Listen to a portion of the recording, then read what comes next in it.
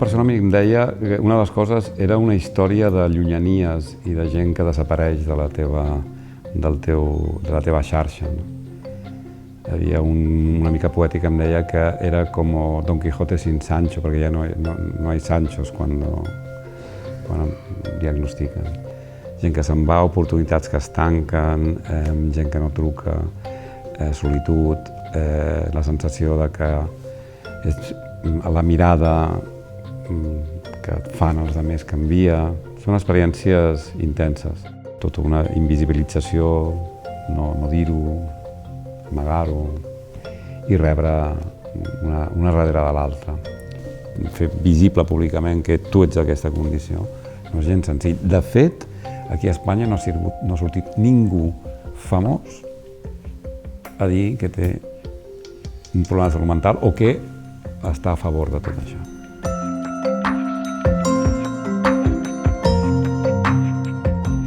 Bueno, jo no sé si som conscients que ha sigut un tipus d'exclusió social el tenir un problema de salut mental totalment justificada. A l'institució de l'hospital o de l'asil tancat és la idea d'una exclusió social que era necessària, es definia com algú terapèutic. Venim la idea que un problema de salut mental no pot estar tractat a la comunitat i s'havien de fer institucions llunyanes, molt reglades.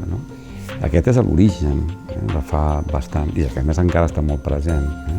Després, quan comença a haver, ja fa bastants anys, aquesta idea de dir no, això no és així, tampoc és gens senzill que la gent faci el pas i s'empoderi i s'accepti, perquè més aviat té riscos.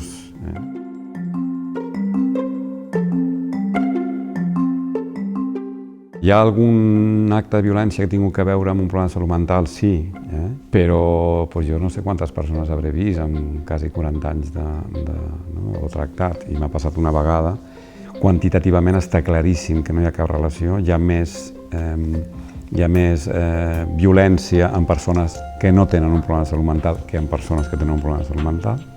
Jo crec que és a més una frivolitat i és molt arriscat perquè no és un procés senzill determinar que una conducta concreta o criminal tingui que veure o no amb un problema de salut mental. La notícia aquella del pilot, quan diagnosticaven algú amb 2 hores o 600 quilòmetres de diferència, un diagnòstic d'un problema de salut mental no es pot fer d'aquesta manera. Jo crec que és un diagnòstic prejutjat.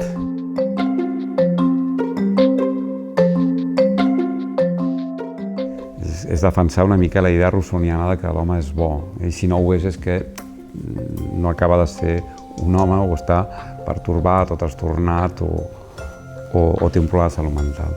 Teòricament ens llibera de la idea que la maldat està entre nosaltres, la maldat és causal, el món té solució.